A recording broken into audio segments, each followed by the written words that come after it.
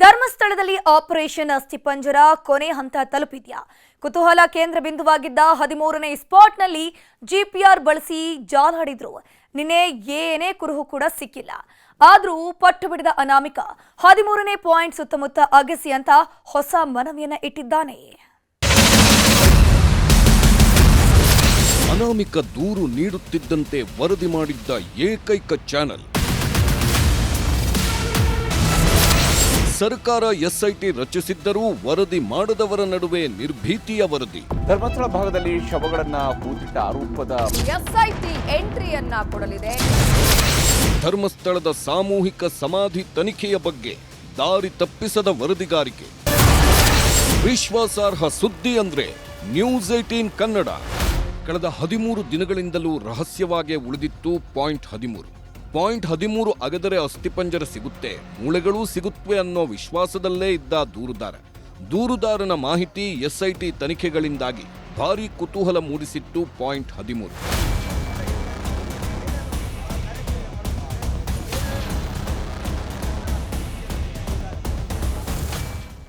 ಇಪ್ಪತ್ತು ಅಡಿ ಆಳ ಅಗೆದರೂ ಏನೂ ಇಲ್ಲ.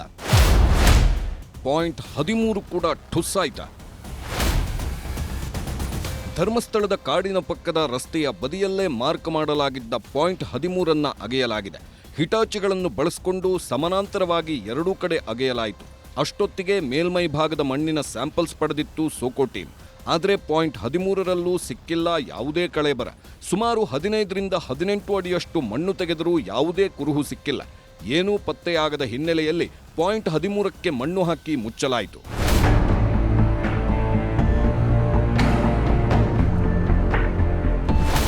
ಪಾಯಿಂಟ್ 13ರಲ್ಲಿ ಶೋಧ ಮಾಡೋ ಮುನ್ನ ಜಿಪಿಆರ್ ಬಳಸಿಕೊಳ್ಳಲಾಯಿತು. ದೂರುದಾರ ಹೇಳಿದ್ದ ಜಾಗಗಳಲ್ಲಿ 3 ಬಾರಿ ಜಿಪಿಆರ್ ಶೋಧ ಮಾಡಿತ್ತು. 40 ನಿಮಿಷಗಳ ಕಾಲ ಮಣ್ಣೊಳಗಿನ ಅಂಶಗಳನ್ನು ಜಾಲಾಡಿತ್ತು.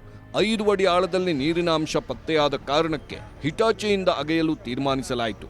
ಜಿಪಿಆರ್ ಶೋಧದ ವೇಳೆ ಸ್ಥಳಕ್ಕೆ ಬಂದ ಪ್ರಣವ್ ಮೊಹಂತಿ ಜಿಪಿಆರ್ ತಂತ್ರಜ್ಞರ ಬಳಿ ಮಾತುಕತೆ ನಡೆಸಿ ವಾಪಸ್ಸಾದ್ರು.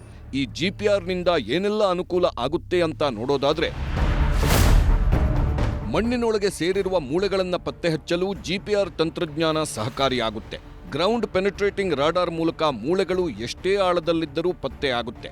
ಮಣ್ಣಿನಲ್ಲಿ ಆಸಿಡ್ ರೂಪ ತಾಳಿರುವ ಡಿಎನ್ಎ ಸಂಗ್ರಹಿಸಿ ಪರೀಕ್ಷಿಸಬೇಕು. ಭಾರೀ ಮಳೆ, ತೇವಾಂಶ ಜಾಸ್ತಿ ಇರುವ ಕಾರಣಕ್ಕೆ ಮೂಳೆಗೆ ಹಾನಿಯಾಗಿರಲ್ಲ. 10ರಿಂದ 15 ಅಡಿ ಆಳದೊಳಗಿನ ಕುರುಹುಗಳನ್ನು ಪತ್ತೆ ಮಾಡುತ್ತೆ. ಅವಶೇಷಗಳ ಸುಳಿವು ಸಿಗದಿದ್ದರೆ ಮಣ್ಣು ತೆಗೆಯಬೇಕಿಲ್ಲ ಎಂದು ತೀರ್ಮಾನಿಸಿದ್ದ ಎಸ್ಐಟಿ ನಡುವೆ ನೀರು ಪತ್ತೆಯಾಗಿದ್ದರಿಂದ ಅನಿವಾರ್ಯವಾಗಿ ಗುಂಡಿ ತೋಡಲಾಗಿದೆ.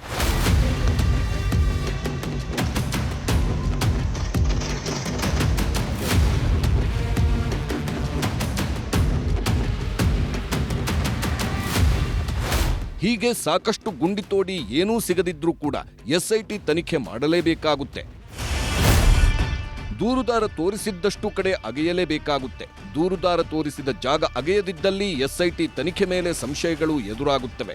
ಎಸ್ಐಟಿ ಬಗ್ಗೆ ಟೀಕೆಗಳು, ಆರೋಪಗಳು ಬರುವ ಕಾರಣಕ್ಕೆ ಅಗೆಯಲೇಬೇಕಾಗುತ್ತೆ. ತನಿಖೆ ವಿಳಂಬವಾದರೂ ಕೂಡ ಪೂರ್ಣ ಪ್ರಮಾಣದಲ್ಲಿ ತನಿಖೆ ನಡೆಸಲೇಬೇಕು. ತನಿಖೆ ವಿಳಂಬವಾದಷ್ಟು ಎಸ್ಐಟಿ ಮೇಲಿನ ಒತ್ತಡ ತಪ್ಪಿದ್ದಲ್ಲ.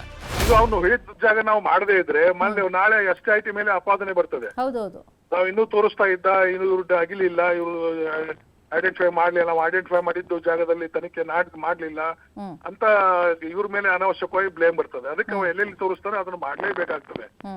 ಹಂಗ ತೋರಿಸಿದ ಜಾಗ ಇಲ್ಲ ಅಂತ ಅನ್ನುವಂಗಿಲ್ಲ. ನಾವು ಮಾಡ್ಲೇಬೇಕು. ಜಿಪಿಆರ್ ದಿಂದ ಮಾಡ್ತೇವೆ ಅಥವಾ ಮ್ಯಾನ್ಯುವಲ್ ದಿಂದ ಮಾಡ್ತೇವೆ. ಯಾವ್ದಾದ್ರೂ ಒಂದು ರೀತಿಯಲ್ಲಿ ತನಿಖೆ ಕಂಟಿನ್ಯೂ ಮಾಡಲೇಬೇಕಾಗ್ತದೆ. ಈ ಎಲ್ಲದರ ಮಧ್ಯೆಯೇ ಎಸ್ಐಟಿ ಅಧಿಕಾರಿಗಳ ಉತ್ಖನನದ ಮಧ್ಯೆಯೇ ರಾಷ್ಟ್ರೀಯ ಮಾನವ ಹಕ್ಕುಗಳ ಆಯೋಗದಿಂದಲೂ ತನಿಖೆ ನಡೆಯುತ್ತಿದೆ. ದೆಹಲಿಯಿಂದ ಆಗಮಿಸಿರುವ ಅಧಿಕಾರಿಗಳ ತಂಡ ದೂರುದಾರನ ವಿಚಾರಣೆ ಮಾಡಿದೆ. ದೂರುದಾರ ತೋರಿಸಿರುವ ಸ್ಥಳಗಳನ್ನೂ ಪರಿಶೀಲಿಸಿದೆ. ಅಷ್ಟೇ ಅಲ್ಲ, ಪಾಯಿಂಟ್ 13 ಅಗೆಯೋ ಹೊತ್ತಲ್ಲೂ ಎನ್ಎಚ್ಆರ್ಸಿ ಅಧಿಕಾರಿಗಳು ಕೂಡ ಸ್ಥಳದಲ್ಲೇ ಮೊಕ್ಕಾಂ ಹೂಡಿದ್ದರು.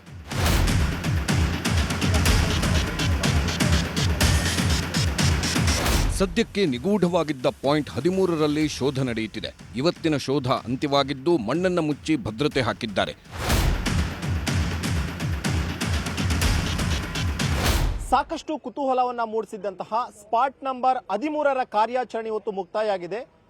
ಆದರೆ ದೂರುದಾರ ಮಾತ್ರ ತುಂಬಾ ಕಾನ್ಫಿಡೆಂಟ್ ಆಗಿದ್ದ. ಸಾಮೂಹಿಕವಾಗಿ ನಾನು ಇಲ್ಲಿ ಶವಗಳನ್ನ ಹೂತಿಕ್ಕಿದ್ದೆ ಅನ್ನುವಂತ ಒಂದು ವಿಚಾರವನ್ನ ಎಸ್ಐಟಿ ಮುಂದೆ ಹೇಳಿದ್ದ. ಆದ್ರೆ GPR ನ ಮುಖಾಂತರವಾಗಿ ಕೂಡ ಅಷ್ಟೇ ಪರಿಶೀಲನೆ ಮಾಡಲಾಗಿತ್ತು. ಯಾವುದೇ ರೀತಿಯಂತ ಕುರುಹುಗಳು ಸಿಕ್ಕಿಲ್ಲ. ಈಗ ಕೊನೆಗೆ ಅನಾಮಿಕ ವ್ಯಕ್ತಿ ನಿರಾಸೆಯಿಂದ SIT ಅಧಿಕಾರಿಗಳ ಜೊತೆ ಹೋದ. ಮತ್ತೆ ನಾಳೆಯಿಂದ ಯಾವ ರೀತಿಯಾದಂತಹ ವರಸೆಯನ್ನ ಆತ ಶುರು ಮಾಡ್ತಾರೆ ಅನ್ನುವಂಥದ್ದು ಮತ್ತಷ್ಟು ಕುತೂಹಲಕ್ಕೆ ಸಾಕ್ಷಿಯಾಗಿದೆ. ಕ್ಯಾಮರಾ ಪರ್ಸನ್ ವಿಶ್ವನಾಥ್ ಹಾವೇರಿ ಜೊತೆ ಮಂಜುನಾಥ್, ನ್ಯೂಸ್ 18 ಧರ್ಮಸ್ಥಳ.